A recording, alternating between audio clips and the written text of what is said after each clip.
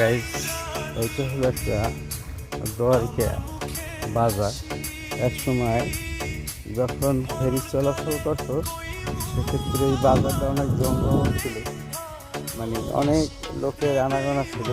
যখন এখান থেকে ফেরি পারাপার করতে ফেরি চলতো, তো এখন দুপুরের টাইম একদম নিস্তব্ধ, মানুষজন নাই বললেই চলে, একদম জব। এই যে দেখেন সব দোকানপাট বন্ধ।